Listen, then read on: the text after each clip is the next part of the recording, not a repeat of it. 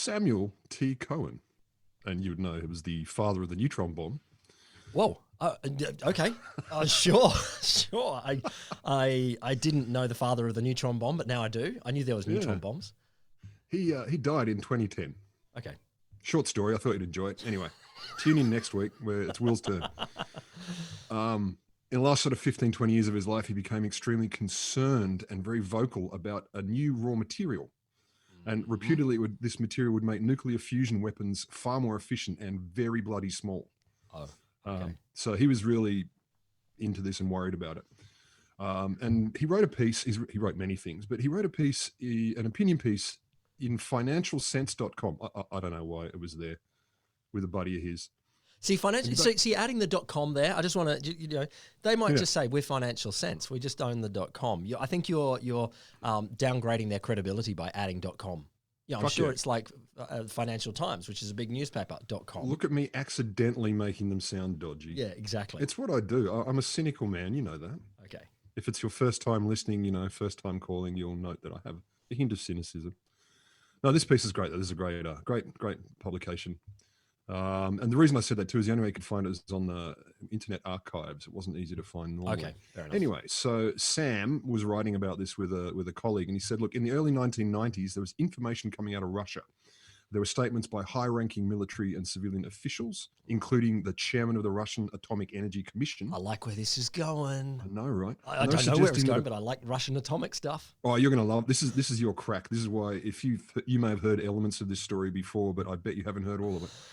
Yeah, this one's for you, man. This one's for you. Thanks, man. So, yeah, head of the Russian Atomic Energy Commission, and they're suggesting that there's a pure fusion device as small as a baseball and weighing around 10 pounds could be developed. Oh, really? Yeah. All it needed was about a gram of deuterium tritium fuel, a gram. The fuel itself, I mean, not easy to come by, but it exists. A gram is not huge. Previously, this sort of device was impossible, but now it's suggesting in the 90s it could happen using, and I quote, an exotic new material capable of producing enormous pressures and temperatures, great enough to produce a mini pure fusion explosive. In other words, no longer was a fission component needed to trigger the deuterium fusion. And I'm sure you already know this, but other people may not. So fusion versus fission. Yes. Fission is when a neutron slams into a larger atom. It excites it and splits it into two smaller ones. So that's fission. That's what we more commonly do. It's easy. It involves big booms. Fusion is when two atoms slam together and form a heavier one. So they actually fuse. So that's like two hydrogen atoms turn into a helium atom. And this is the same process as the sun. So fusion's the gold standard. It releases way more energy than fission does. So this device they're talking about is being able to build a fusion bomb the size of a baseball. So just a fusion bomb the size of a baseball. Okay. Okay. 10 pounds, or that's what, about 8,000 kilos. So the new material, Sam was saying, dramatically different in nature and concept of use from conventional high explosive fission weapons, standard nukes. This does sound a little bit like the plot of Mission Impossible movie or something like that. Oh, no, it's not antimatter. It's not like a Dan Brown novel. It sounds a little bit Dan Brownie. No, this is 100% fact. This is why we do it. We don't do false on wholesome. When the material was ignited, it didn't actually explode, but it stayed intact long enough to produce the enormous temperatures and pressures that allowed a deuterium tritium fusion. So it could contain the blast. Just a quibble here. Quibble away. Enormous temperatures and pressures really, to me, sounds like explosions. I don't have other definitions of explosions except for you need to contain the explosion so that there's fusion, you see. So you contain the outburst of energy to allow fusion, where the atoms bang together and form a baby atom. Maybe. Yeah. And so the new material was known as a borlotechnic. What? A borlotechnic explosive, even though it doesn't actually explode conventionally. But it's basically, we'll get to borlotechnics. This is just a technical term. It was developed in Russia and popularly known as Red Mercury. So poetically, New Scientist described it in the 90s. They said, Red Mercury is precious and rare, exceptionally dangerous and exorbitantly expensive. Its properties are unmatched by any compound known to science, and it was the stuff of doomsday dreams. Apparently, when it's detonated in combination with conventional high explosives, Red Mercury could create city-flattening blasts like a nuclear bomb. Oh, yes. In other applications, a famous nuclear scientist once suggested it could be used as a component in a neutron bomb small enough to fit in a sandwich-sized paper bag. that scientist, indeed, Sam Cohen. So according to Cohen, when Boris Yeltsin took over, the new Russia, the Post-Soviet USSR Union. Russia, he issued secret directives to authorize the sale of Red Mercury on the international market. The prices were exorbitant. Hang on, authorized the sale. Authorized the sale on the international market. I think post-Soviet Union needed a couple of bucks. Look, I get you might need the cash, but some stuff maybe should not be sold. Look, I agree. This stuff sounds dangerous. And the prices were very high, but also there were fake versions offered to gullible buyers.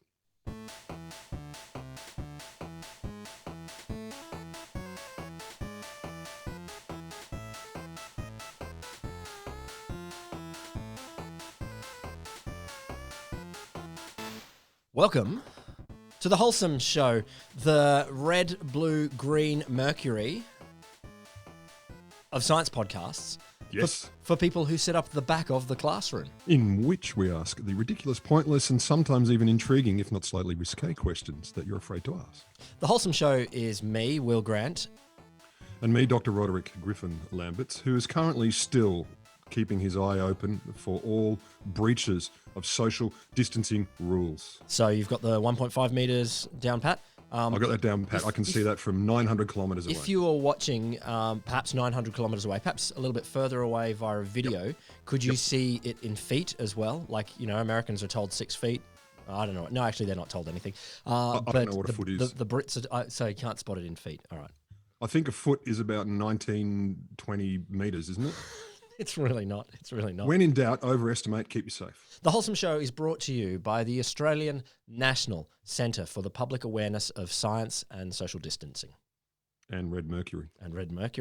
For all of your science communication needs, hit them up. Yeah. Hit them up. Yeah, hit them, hit us. It's actually us as well. Well, yeah, sure. Depending on whether they like this podcast. And today, I want to know about he's going to put his feet up at the back of the class in his really lovely looking room. Your room just gets more and more interesting every time I see it. Is it distracting you though, Rod? If I grab Settlers of Catan, where's my hand there, and reach to and just play some Settlers of Catan? Since we've been recording from our own respective bunkers, I have to say your room has, it's grown, man. It's grown like you have. It's actually different rooms, but indeed, don't tell me that. We've been told to teach as if your life depends on it. So I built some shelves. Life saved. Look, alrighty, get comfy. I'm gonna tell you the tale of Red Mercury. Awesome. So, as I say, this is your crack, Will, and I think it's going to be your crack all the way. It doesn't have any butt jokes in it, so it's a very unusual episode for me. Sorry, listener. Sorry, Tim's mum. No butt jokes. I'm trying to grow as a person. So the legend. So rumors that Soviet nuclear experts had produced this material, which had unimaginative destructive power. They were circulating in the 70s originally. Okay. There are many official investigations and denials, but the story just wouldn't die. So people, yeah, it does. No, it doesn't. Yes, it is. And in the late Cold War, these legends were circulating very strongly. So there's a good time for scary stories about terrible things.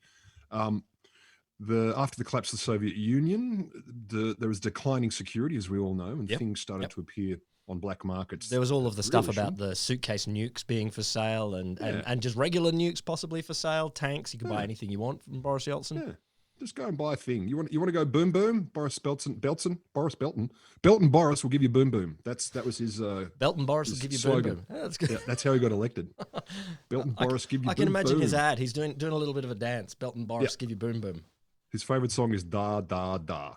So people were concerned that this crazy stuff would get out there, and Red Mercury apparently was the fear of that was aided by credulous news reports that basically became an arm trafficker's marvelous elixir. It was called a substance that could do almost anything a shady client might need.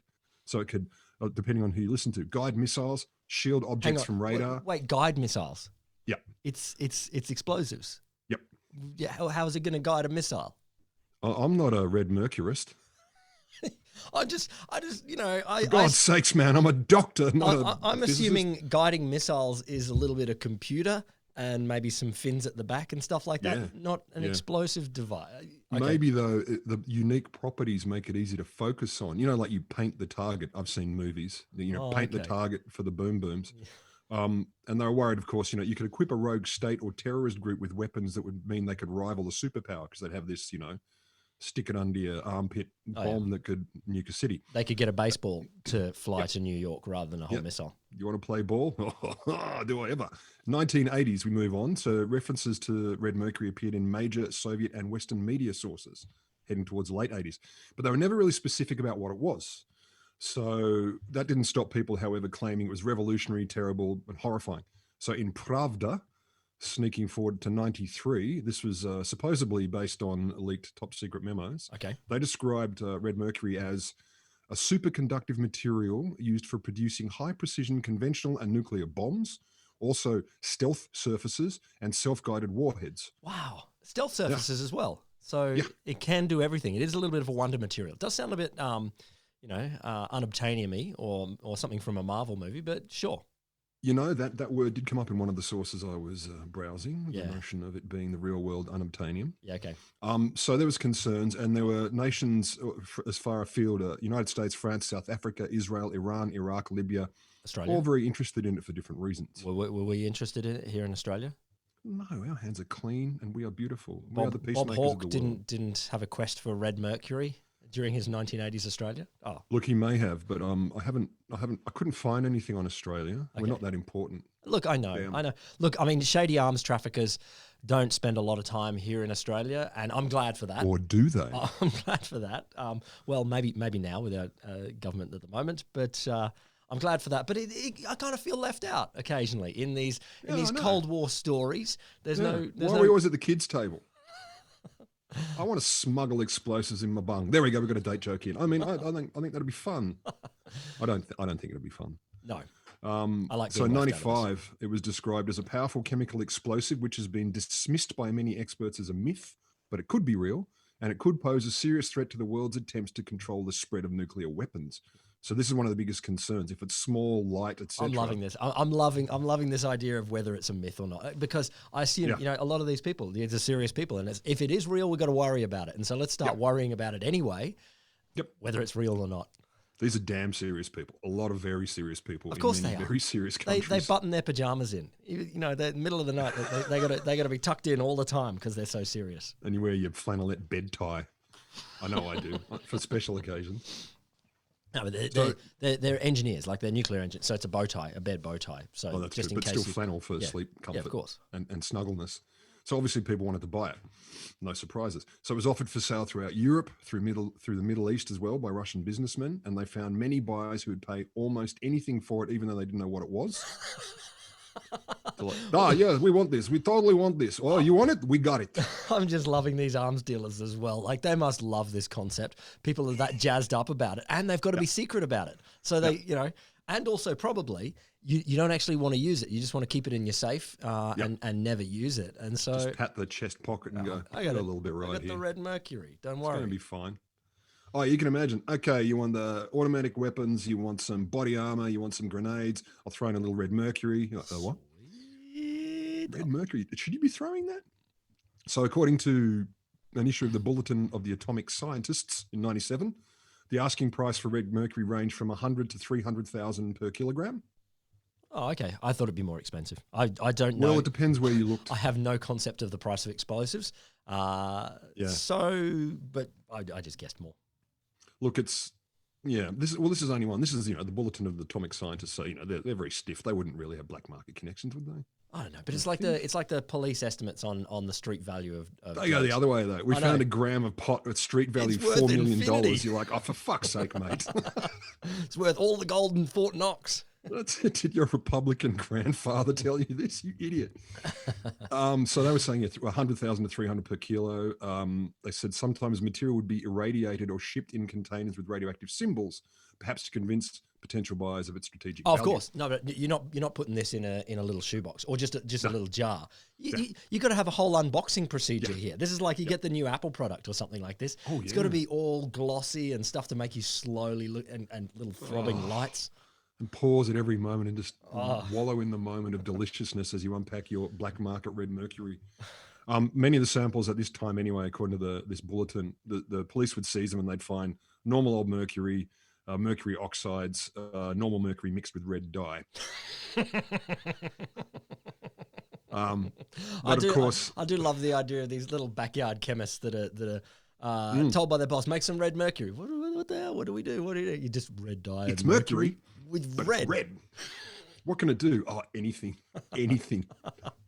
I remember just wait. Back in grade 10 or grade 11 when high school chemistry class, they gave us a jar of mercury to play with. Like it's a little shoebox sized thing full of mercury to play with. Yeah. And this was back Did you taste it? Well, see, this is back in the 90s when occupational health and safety standards were not as high as they could have been.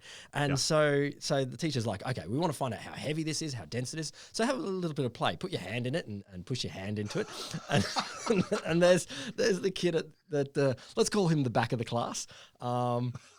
He puts his face into the mercury. I'm like, oh yes, he did. Did it all come straight off, or does it dribble? I've never seen it on a human.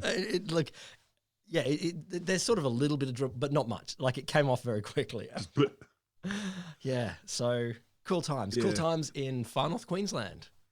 Oh, we had dudes in fancy private schools in the 80s who would light up the Bunsen burner taps at the tap in a science class. They'd get a bit bored and just ignite that, and there'd be these rockets of flame across the room. You're like, what are you going to do? My parents can pay for it. I'm a little bit cold right now. I need to be a bit warmer, sir? Yeah. Sir? Fucking bored. I'm just fucking bored.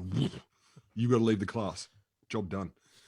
So Russian news organizations in the 90s, they would talk about the claims of the destructive properties of red mercury, and they take them pretty much at face value. But it wasn't only the Ruskies. So Channel 4 in Britain did 2 documentaries back then, one called The Trail of Red Mercury and one called Pocket Neutron. And according to these docos, they said they revealed startling evidence that Russian scientists have designed a miniature neutron bomb using a mysterious compound called red mercury. That's the BBC. Well, it's serious now. It exists. Got to be true. Yeah, it's not just Russians. It's the mother country. In the 2000s, I love this one. News of the World claimed they'd foiled a terrorist plot to buy red mercury to use as material for a dirty bomb. 2004. And they used a journalist. There's a whole story in this guy alone, but we won't get into it now. They used a journalist who was often referred to as the fake sheikh, Mazar Mahmoud. He would pose as a sheikh to try and do undercover stings. He was often called. So this is what he did. He would undercover sting as a fake sheikh. Yep. Is that woke anymore? I don't know. Are you allowed? News of the World never claimed anything like it. Yeah, fair enough. Definitely not then. 100,000,000% not now. In fact, quite the reverse. I do like, has he got this whole costume of disguises? He's got all of the cultural appropriation stuff, and he's got. And today I'm an Indian chief.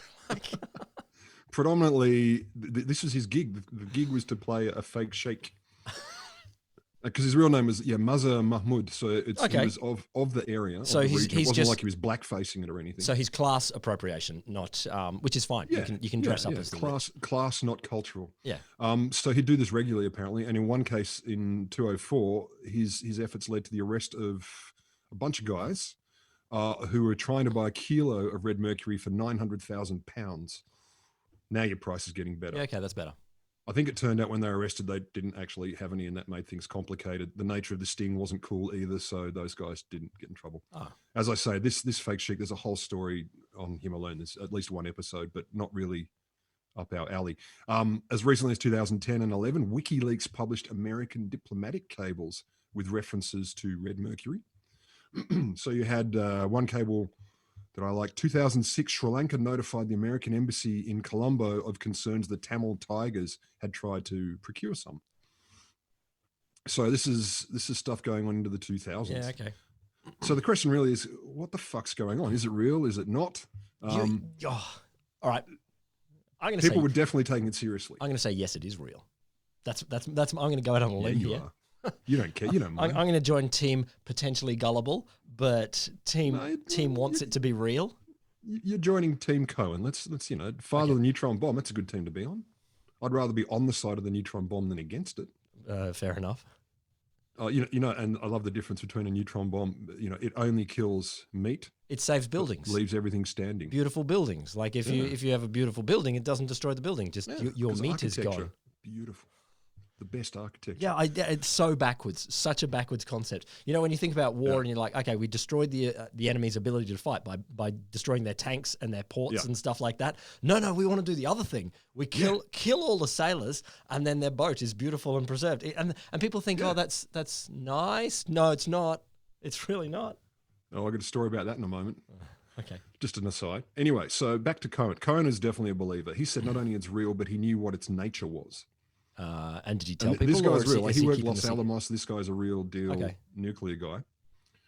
In an edition of his autobiography, he claimed it was manufactured by, this is the quote, mixing special nuclear materials in very small amounts into the ordinary compound of mercury, inserting the mixture into a nuclear reactor, or bombarding it with a particle accelerator beam. But that's chemistry 101, isn't it? Sure. Yeah. I mean, this is you're working with all of that stuff already. So we did that in year 10 of my high school. Privileged school, though. We had that's a great production, like as a recipe, you know, and then insert into the nuclear reactor and then just bombard it with a particle accelerator beam. You know the drill. He said it's remarkably non-exploding high explosive. Well, no, that sounds good. That sounds good. Yeah. You don't want it to explode in the wrong place. But he said when it's detonated, it becomes extremely hot, which allows pressures and temperatures to be built up that are capable of igniting the heavy hydrogen and producing a pure fusion mini neutron bomb. Okay. He goes on, I don't want to sound melodramatic, but Red Mercury is real and it's terrifying. I think it's part of a terrorist weapon that potentially spells the end of organized society. I don't want to sound melodramatic. Yeah. Twiddles moustache, but here's some melodrama for you. Like, once you say I don't want to sound melodramatic, it's saying I'm going to, though. Really. Yeah, it's with all due respect, I think I can't stop myself. What do you want? It's just going to potentially spell the end of organized society. Not melodramatically, though, just in a calm way. So as an aside, we're talking about neutron bombs. He claims in his biography that in 79, Pope John Paul II gave him a peace medal for his invention of the neutron bomb. Oh, thanks. Okay. I tried to verify that. I couldn't find out either way. Because it was such a peaceful way of eradicating humans or something. But the Pope is not a super private figure. I know that there are hidden Vatican archives and stuff like that. But if you're giving an award from the Pope, typically you do it in front of people and it makes the news. I would have thought. I couldn't find anything that said it definitely didn't happen. It's like, proving something doesn't exist. But it was definitely referred to in more than one source. All right, fair enough. All right. Probably all originating from... So much better. Peace, it means preserving the buildings, just destroying the meat inside them. Yeah, the beautiful architecture and delicious tanks. In an ongoing, in this editorial that I referred to earlier in the piece, which was called The Nuclear Threat That Doesn't Exist or Does It? Dramatic.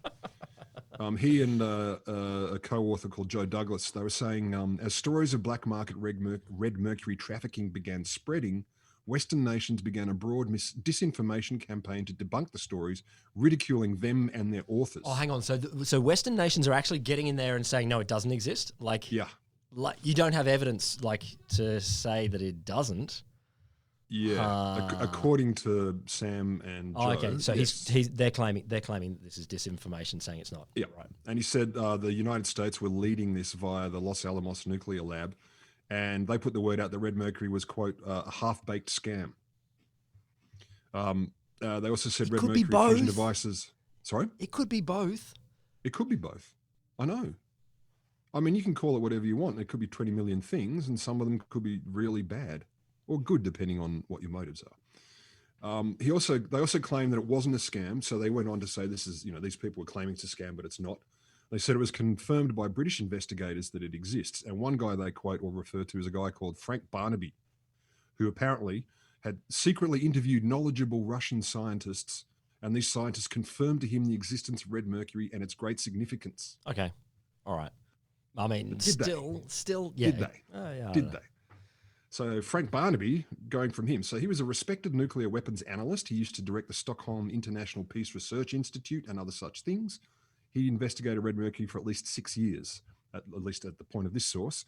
He accepted there have been many cases where it was offered for sale at enormous prices, but turned out to be a hoax. But he believes, quote, on the balance of probabilities that a mercury-based high explosive which could revolutionize the design of nuclear weapons was developed within the former Soviet Union. All right, he sounds pretty credible. So basically, that there could still be a whole bunch of hoaxes out there. People, arms traffickers that are selling something Red Mercury on the black market. They've got ice cream. They've got the pink ice cream, and they're selling that as Red Mercury. but that there still may be something actually in these labs that's real. Something. And look, pivotally, he says, mercury based, but not red mercury, not the thing they're claiming. I don't want to use the brand name, but competitor's product made of mercury and maybe red hue. It's not a Hoover, but there could be other vacuum cleaners out there. Still. But he said, look, there's evidence Soviets were churning out huge quantities of mercury antimony oxides. And apparently it's quite a difficult compound. And allegedly that's one of the things upon which red mercury is based. Oh, okay. So he said he was convinced they made a large amount of that kind of stuff. And he talked to chemists who've analyzed it in East Germany. But what they did with it was a mystery. So he's basically saying, look, there were precursors to that, what could be it. And he's happy to say that, but not necessarily that red mercury exists.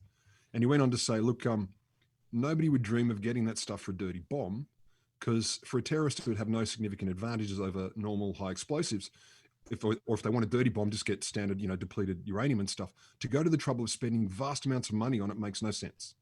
Oh, really? So, yeah, because it'd be easy to get other stuff that could be equally horrible. So in terms of, destroying the enemy, it doesn't actually help.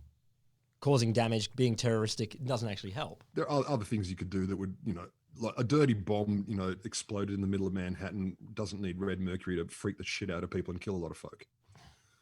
So he's saying basically, why would they spend $80 bajillion on something when they could spend half a bajillion and do equally terroristically effective stuff? So Cohen seemed to be one of the main proponents. So is it just not real? Is it not real at all? So as soon as the stories appeared and people started trying to buy it, it turns out it started to morph into basically whatever the buyer was looking for, is what it looks like. Someone says, you want that? You want red mercury, mate. We got that for you. The good stuff. Yeah, this is the reddest of red. This is like blood red mercury. It's delicious. It's delightful. It's heavy. Runs through the fingers. There was a new scientist report in '92, which was quoting some stuff that was done by the Lawrence Livermore National Laboratory, which we all know very well. It's in the US. Favorite. So they were saying, look, when red mercury first appeared in the black markets back in the 80s, the supposedly top secret nuclear material was red just because it came from Russia. So they're claiming red was because, it was dirty, filthy, ex-communist stuff. Okay, I get it. Then it reappeared later in Eastern Europe, and suddenly it had become literally red. So it went from being, communist mercury. I got to say, like if I'm buying some red mercury, and I turn up with my special suitcase to put the red mercury in, and they show it to me, and it's looking blue or white. Yeah, sure. I'll be like, no, I want the red mercury, and they're like, no. So red mercury is just a myth, mate. That's just the naming. It actually looks white. Didn't you know? No, mate. I wasn't born yesterday. This shit is silver. I got some of that in a thermometer that I use to check my pet's health. I'm going to need it to be red. Yeah, I'm going to need it to be red. So the report goes on and says that in the hands of hoaxes and con men, red mercury can do almost anything the aspiring third world demagogue wants it to. You want a shortcut to make an atomic bomb? No worries. You want the key to the Soviet Union's ballistic missile guidance system? Sweet, you can do that. Perhaps you want the Russian alternative to anti-radar paint that goes on a stealth bomber? You need red mercury, buddy. This is the gist. So another guy, Peter Zimmerman, who's a nuclear physicist, he was a chief scientific advisor for the US Arms Control and Disarmament Agency at the time. Okay.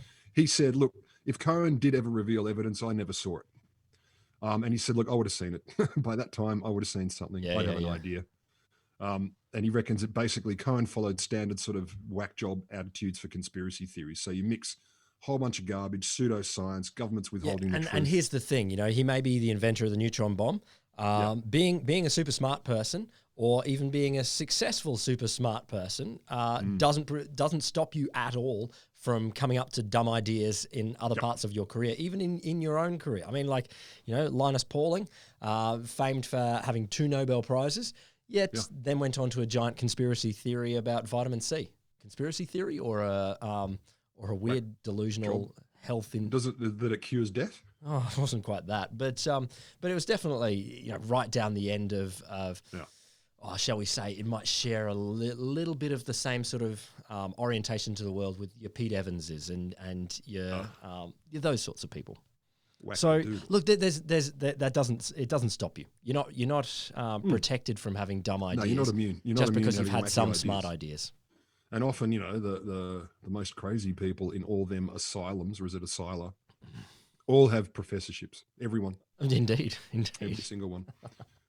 Zimmerman goes on. This is basically, I could never figure out where Sam Cohen, the physicist, ended and Sam Cohen, the polemicist, began. So, polemicist is, I would have said, nut job or crazy guy, but he's really got a political angle there, it seems, or a strong social angle to this. And many reports, they say things along the lines of the substance was everything except scientifically verifiable. Yeah, but of course it's not. I mean, yeah. Absence of evidence isn't evidence of absence. Yeah, absinthe makes the heart grow drunker. Indeed, it does. But just because we haven't found it doesn't mean it's not sitting there somewhere in a Russian lab, and that some of the stuff that might have been sold might have been real. So the fact that we found it proves it must be in their lab. Well, if we found it. No. They say basically also whenever it was, as they put it, devilishly elusive. So you'd get people or mafias smuggling it, and then law enforcement agency would bust them, and then they go, "We got it," and you got like ordinary mercury mixed with dye or whatever else it may be, or some very elaborate container with chlorine gas in it, so it stinks and burns your eyes. And in early 2000s, the International Atomic Energy. There were actually people doing the very elaborate container with chlorine gas.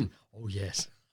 Oh hell yeah! Hell yeah! I do like that they're going the whole hog with the hoaxing there. That's great. There would have been, and maybe there still is, so much money to make in this if you didn't give a shit and you're in weird parts of the world. Yeah, but the didn't give a shit. Okay, I think the risk of pissing off other armed traffickers and mafia gangs is a big one. I don't want to be on the bad side of those guys. They're probably I've heard of violence around them. Cost of business, just cost of doing business. But ethically, selling fake goods to bad people, that I see no downside there. Just hide afterwards. Take off the false moustache. You went that way. I don't know what you're talking about. So early 2000, International Atomic Energy Agency, their statement was basically, they had through a spokesman, this is my favorite, Red Mercury doesn't exist. The whole thing is a bunch of malarkey. I know, he didn't need to swear, did he? No, calm he down. Didn't. No, indeed. Calm down. So maybe it's real, but maybe it's not what people say. So you got another guy who was a leading bomb designer at Los Alamos in the 50s. He said, look, I bet it doesn't exist. However, the implications are so significant that you kind of got to keep looking in case. Yeah, okay. Well, okay, flip it back. The implications of something like this, could you imagine the Soviet weapons program or any other big superpower weapons program, the Americans, Chinese, or something like that, working on things like this? Totally. Yes. The idea that you could have super explosives that are very small, and they're stable otherwise before they're triggered. Of course, they're working on that. I mean, that stuff's important to them. So the US are probably snarky just because they didn't have it. Yeah, and we couldn't do it. That's not fair. Whether they're successful or not in developing it doesn't mean that they didn't try. Yeah. So the real fun comes in, as we're basically hinting at, is the scammers and the betas and so forth who are playing off this. And these are my favorite stories. So, I mean, there are many. There are so many that obviously I couldn't cover them all because it'd be a 9-part series. But so 92 New Scientist report, they go on to say there are reports of mercury stained red. There's a report of one lazy con artist trying to sell mercury in a bottle painted with red nail polish.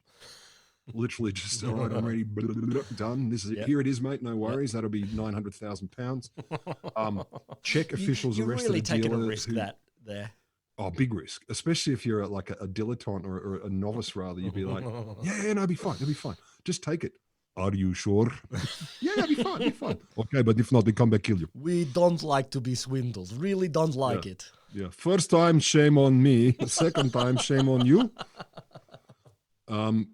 So Czech officials arrested a dealer, but they had to return the Red Mercury because the substance it was nothing, so they didn't have the powers to confiscate it. You can keep your garbage. Gotcha. Yeah, gotcha. Oh, no, he didn't. That's my nail polish. And they reckon after Iraq got taken out in the first Gulf War, they said the Iraqis had 4 filing cabinets of offers for Red Mercury sitting around. Yeah. Yeah, but see, this is the thing. Poor Saddam Hussein, Kim Jong-un, Kim Jong-il, his father, that they would be a lot of people trying to target them, saying, I got some Red Mercury here. The Americans have it. Oh, indeed. And they're like, they know that Saddam's got some money, is willing to spend money on dodgy weapons programs. Hell yeah.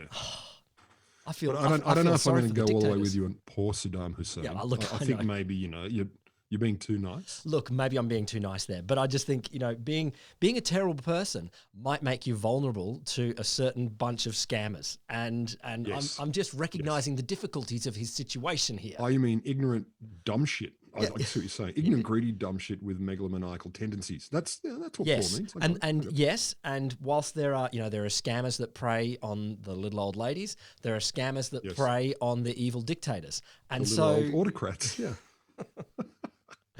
While I'm here, I'll do your roof. I'll do your roof as well. Throw that in, Red Mercury and your roof. Kilo Red Mercury and free your roof. And you want some solar panels? I can print them in my special photocopier. I'll put some solar panels on your roof we run a thin bit of Red Mercury through it. My God, it takes the sunlight and amplifies its signal by 900%. You can sell it to your whole city. You'll be producing energy like a perpetual motion machine.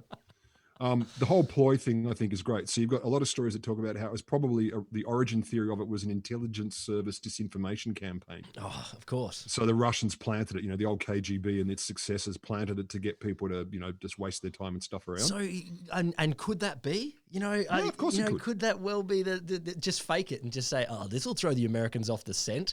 And as if you wouldn't. Seriously, if you worked in counterintelligence and black ops, wouldn't you be like, how can we fuck with them this time? Oh, I got a story for you. It'd be like working in a comedy writer's room, This the crap you can come up with. And this, but you know what? It still smacks to me of it doesn't need to be made up. Like this seems to be the kind of thing that enough rumors would swirl around this that something would coalesce in the middle of this. They go, it's small, you can move it in a suitcase. It's got some little identifying characteristics, but other than that, it's all sciencey and weird. You don't need to make that shit up. That comes through rumors. You sit in the Moroccan cafe with your disguise on, you're a CIA agent, you've got your fez and your fake moustache and you're smoking hash, drinking coffee, and you go, look, I'm not saying it's true, but I heard right. I'm not heard saying of this it's substance. True. Yeah. I can't say for sure, but this is what I've been hearing. And then you just walk away. So they're basically saying maybe even Washington and Moscow got together to circulate rumors about it to flush out nuclear smugglers and to waste terrorist time, literally. Oh, that's great. Oh, that's great. I'm loving the idea of, I don't know, is it Gorbachev and Reagan getting together and like, let's. Ronnie, I got a great idea. Great idea. Okay. You know how you beat terrorism? You waste their time. It's so simple. It must work. I don't know if I agree, Mikhail, but I'll give it a go. That's not bad. That's a good Reagan accent. It's early in the morning. So special investigators from the U.S. Department of Energy, basically, they said quite unequivocally, Red Mercury is a lure. It's a central prop of a confidence game. It's designed to fleece ignorant buyers. And in their newsletter called Critical Technologies, indeed, they say, I know, the DOE's Critical Technologies newsletter. They say, take First a bogus time subscriber, material. long time listener. Yeah. Yeah. Who doesn't read that? I mean, take a bogus material, give it an enigmatic name, exaggerate its physical properties and intended uses, mix in some human greed and intrigue, and voila, one half-baked scam.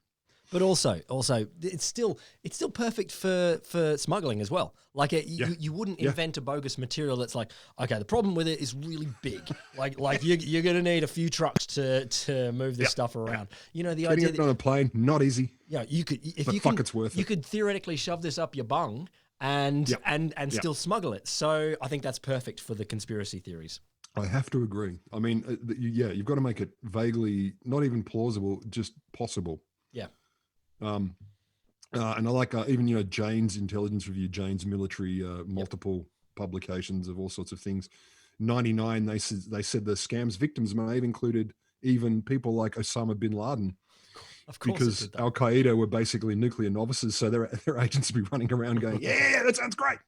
I was just loving this idea of Osama bin Laden reading some early blogs, and on the weird bits of the internet. So he's got his one bunch of tabs is for all of his intolerance and deep down stuff there, and then another bunch of tabs. How do you keep 100 wives happy? Yeah, indeed. But then another bunch of tabs is all about Red Mercury conspiracy theories, and he's like, "Oh, I wish I was reading this blog here." Here we go. No, we will get that. You go find that. Get it for me. Go find that. So basically, it just basically sounded like horseshit. The DOE were very happy to say so. But the thing that they really were interested in finding them, intelligence agencies, etc., is offers of Red Mercury often come with offers of things that are definitely real. So people would say, yeah, I'll take some plutonium, a conventional warhead missile, and a little bit of Red fake Mercury. DVD of the Black Widow.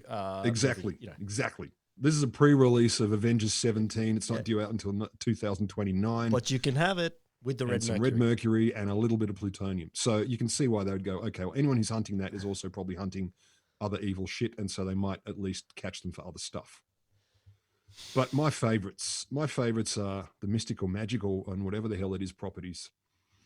And so I read a great story from New York Times Magazine, a guy who went hunting around Turkey and Syria and stuff and talking to people. So a lot of this stuff comes from that. So one source, he talks about an unaffiliated rebel at the Turkish-Syrian border. Just general rebellion. I don't like stuff. I don't like anything. I don't like you. I don't stuff. Like, nothing. Yeah. What do you think of blah? Bring it down. I don't join groups. Trash it. I'm not a joiner. No. I'm an unaffiliated. I'm definitely a rebel. I'm a unique individual, and so is my buddies over here. So according to this guy, red mercury has a red color, and there is mercury that has a color of dark blood. Then there is green mercury, which is used for sexual enhancement. Now we're into kryptonite and stuff. No, it's not. Like, you don't know that. Where do you put it to sexually enhance? In or on you? I just want to say to those of you listening, we recognize that many people do experience sexual dysfunction. It's not a crime. And Will is sympathetic. It's not a moral failing. But go and consult your doctor before you get some green mercury and put it somewhere. Like, wow, just the idea of I'm having so much trouble with the sexy things. Yeah, they're going to put mercury in your pants. But that's green, so it's just cool. on your nipples. Silver mercury apparently is used for medical purposes. Well, sure. But wait, the most expensive type is called blood of the slaves. Oh. It's the darkest type. Magicians use it to summon genie.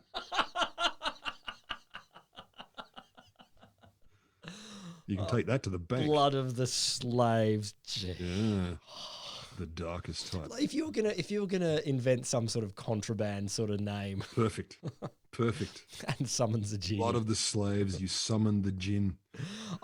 I do like the idea. Okay, here, and again, maybe this is overlapping in Saddam Hussein, looking for both weapons and vaguely credulous that this might actually summon the jinn. Can you imagine that? I'm not worried about the explosives. I want my 3 wishes, goddammit. Bring me the blood of the slaves. I want a golden Kalashnikov and another golden Kalashnikov. And 3 more wishes. Doesn't work that way, bitch. So the dishonest, the fake people, this unaffiliated rebel goes on. In my village, at least 15 people trade in it. 15 in a village. It's a very special village. Very special. Right? The mercury. Built on top of Red Mercury lab. Mercury mines. They buy normal mercury and they color it. They use red lipstick and they put a little spoon on the heat till it turns to powder and then you mix it in. Boom. But he goes on, let's be clear. Identifying these cheats were easy because real red mercury is attracted to gold but repelled by garlic. No. We're blending our mythologies here. Repelled by garlic. Yeah. So if you're going to go and buy some, the smart person brings gold and garlic to test the product first. Here's how it runs. You'll love this. You put a drop on a plate and you approach it with garlic, and if the drop moves away, it's fake. But if you put red mercury on a plate and it moves towards the gold, the red mercury, and you move the plate, the red mercury will move with the gold. So it's attracted to gold and repelled by garlic.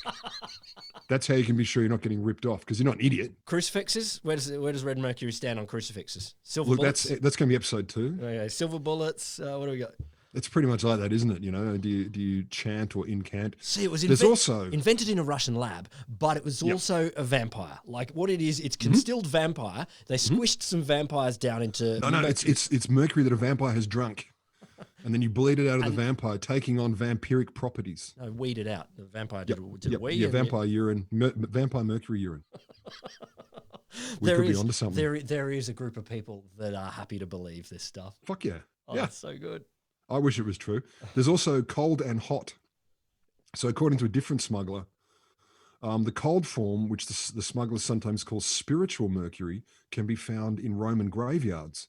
Oh, okay. And it would get buried with kings and princes and sultans when they died, not just generally buried. They die and they would bury it with them. Yeah, okay, that sounds fun. I mean, dig up an emperor. A little bit of grave robbing, give it a crack. Marcus Aurelius and his type of mercury, they said, had been recovered in Middle Eastern grave robbers for several decades. And in previous generations, old women would wear it as a necklace to keep away the devil's eye. Oh, sure. Yeah.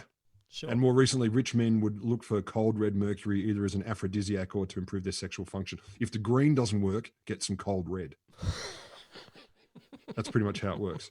And then they get into these great stories of how if you've got the cold red mercury is no good for nuclear weapons though. And like obviously, no, what are you doing? What are you doing, mate? No, you need the hot stuff. That's to keep the devil's eye away. Yes, but if you want to blow the devil up, so you need hot red mercury. Now imagining this arms dealer. No, is it the arms dealer that's opening his jacket and he's got he's got watches on one side and he's got a whole vials. He's got red, he's got spiritual, he's got green, he's got a small cooler behind him for the cold stuff because you don't want it to warm up. No. Loses its potency. You only get half a genie. But I reckon the hot stuff only comes from sophisticated laboratories, and mostly comes from the Soviet Union. It has to be put in specially maintained boxes with particular equipment, a manual on how to handle it, and special gloves. So it's not just about getting the red mercury. You need the special. No, I'm with there. You know, if you're taking this seriously, you need a manual. Like you need a little pamphlet. You don't want to just be abandoned with your red mercury. You want some RTFM, man. That's what you got to do. Indeed. But also, if you get that wrong, apparently it's not just the very special box needs special equipment to open it and special reactors to work with it. If you open this box, mate, have you got your tongs? Mate, you need your tongs. You need your tongs. What are you doing? Did you bring your tongs? Wrong tongs. Get the right tongs. If you open this box, a radius of 8 kilometers around you will be destroyed. Way to not look in the box. It gets wacky, but so this is where it gets really kind of dangerous. So it got particularly weird because it was alleged that you could get it from junkyards and seamstress or tailoring shops. Seamstress and tailoring shops? Yeah, because I was hoping you were going to explain. Yeah, junkyards. I get. Cheers. See you next week. Apparently, to prevent this kind of stuff falling into the wrong hands after the Soviet Union fell, Russians would hide it, tiny little caches of this stuff in sewing machines, radios, and or televisions. Then they'd export it so it could be scattered around the Arab world in particular. Okay. And so the rumors have been circulating for ages, and that would drive the price of some old sewing machines up to $50,000 a pop, at least in the deep early down. 2000s. Okay, I'm thinking about my shelves behind me, but now I desperately want a Soviet Union era sewing machine. I want that so much. Can you find me? One source was actually saying that the really coveted ones were Singer sewing machines, which had an image of like a butterfly on them. So American sewing machines as well, but apparently stealthed in there. No, I want the Buffnackelklost. Yes, the one that's driven by coal and takes 9 people, 9 loyal citizens, comrades, to make one sock. So look, basically, there's a lot of folk legend around the substance, but there are ramifications that are going on still as a result of this. So in 2013, 6 people were killed in Harare in Zimbabwe by a blast in the home of a faith healer. There was an explosion. Oh, okay. One of the victims was a kid. 6 people. And one of the folks spoke with the police, and they said they were pretty convinced that there was that what they were doing was trying to get red mercury out of an old tank mine. So the belief that this stuff existed in mines and things made it worth their while to try and get it out and sell it. Okay. All right. Or use its properties, in this case, the faith healer. Can I just double check? What is a tank mine? A mine for tanks, like buried in the ground and blow up tanks. Not a mine where you get tanks out of, boom boom tanks, explosives. Still not with you. Like tanks, like a driving tank with the big barrel. You go over a mine and the mine goes. Oh, okay, yeah. Now I get it. I get it. Yeah. It's not a coal mine. I was confused. It's weird when words have multiple meanings. I know. Your face was priceless. You're like, yeah. I was trying to visualize it. Like either you're digging tanks out of the ground or you're. Look, here's another one. They got a vein of tanks down here. So yeah, people were going and getting unexploded mines and trying to extract red mercury from them because the rumors were such that it existed. They clearly do have explosives in them. So they definitely have that. Lesson 1, be careful and don't do it. But lesson 2, they're gonna have something explosive in it. So whether it's red mercury or silver mercury or the green mercury. Whether it will heal you, not so convinced. I mean, it got so bad in South Africa, in southern Africa. That a guy called Michael Moore, different Michael Moore, managed the Landmines Africa campaign and website. He started a second site called Campaign Against Red Mercury to try and urge people not to believe the hoaxes because it got to the point where people were actually dying trying to harvest it. That's 2013. So I thought, how do I end this story? Like, where do I go? And I thought, okay, I'm just going to Google Red Mercury news. and get the first hit. So I did that 2 days ago. 2 days ago. All right. Yeah. So we're broadcasting we're recording this in early July of 2020.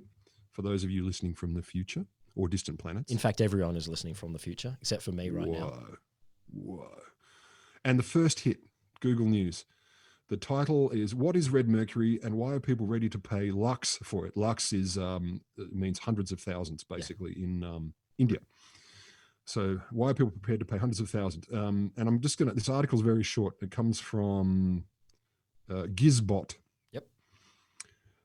What is Red Mercury? Blah, blah, blah. Social media has become a hub for fake news these days. No kidding. Many rumors and speculations are transmitted via apps like WhatsApp.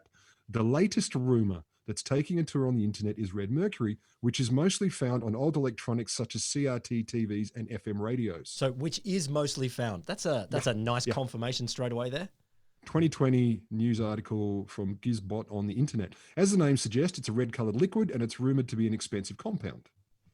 Though it has mercury in its name, there is no proper documentation to reaffirm the same. This is it's Indian English, so there's a bit of formality to it. Is it worth it, they ask. According to videos that are circulating on the internet, most of the old TVs contain it. Sorry? Yeah, I was just thinking, you could use your money in other sorts of explosives, But they quote videos circulating on the internet. Mm-hmm. Most monochrome TVs will contain this liquid in a tiny glass bottle. Wow. A gram is allegedly worth more than 10,000 rupees.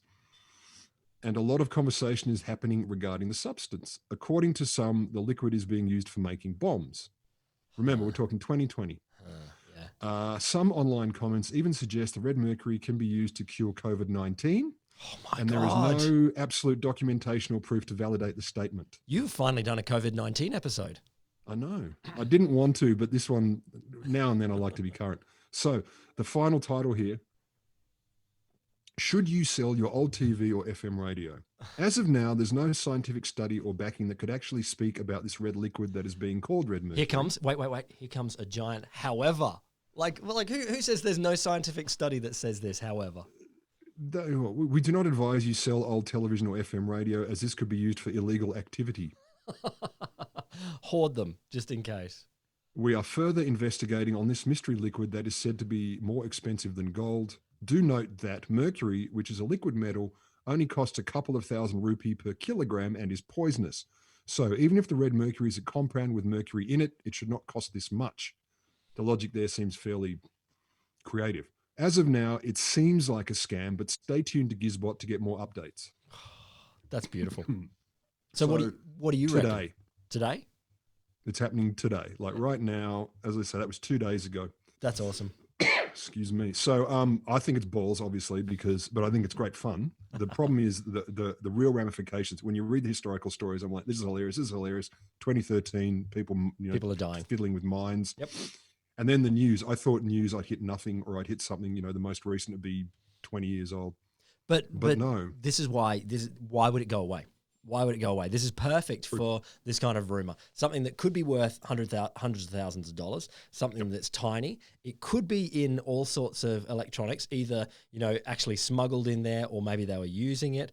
And old cheap electronics too. You can find any old crappy thing at a junk shop. No, this is just perfect rumor fodder. Like I don't think it needs to have been made up. I think that, really, straight away, people will spread this kind of rumor just because people want to.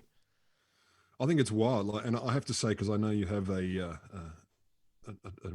penchant for nuclear stuff, and I was looking at something entirely different, and I was reading about things, I was reading about Samuel Cohen, and I saw Red Mercury and went, excuse me? Yes. And I pulled that string, and this whole world unraveled before me. It was amazing. Like, who knew? Had you even heard of it? I've heard the name. And to be honest, I haven't actually put it in my topic list because I was like, or maybe I have. It hasn't come up while I've been putting it there. In the past, I've heard Red Mercury, but not great to. What is this? Is it real? I don't think I've even remembered hearing about it. I mean, I've heard some things, man. What a beautiful scam! Like the way that it must go through arms dealers, and there must be some arms dealers that just shut up about Red Mercury. It's a sign that you're an infant in the arms dealing world, or maybe there are people that are gullible for it. It's a red flag for ripping someone off, really, isn't it? Or else that they're an agent trying to bust you. Ah, that's awesome. I love that. I mean, look, I'm not saying I'm going to go out there and push Red Mercury to arms dealers, but arms dealers are bad people anyway. So if they fall victim to it, make 100. Tell them you got a supply. We could use it. It's better than getting a crowdfunded thing. Make a couple of $100,000 easy. There's no downsides to this except for obvious big downsides. Downsides. The Wholesome Show is me, Will Grant, and him, Rod Lamberts. It's brought to you by the Australian National Centre for the Public Awareness of Science and the way that Red Mercury does not cure COVID. Or anything, really. Or anything. It can cure you of life, I think. See you next week, listener.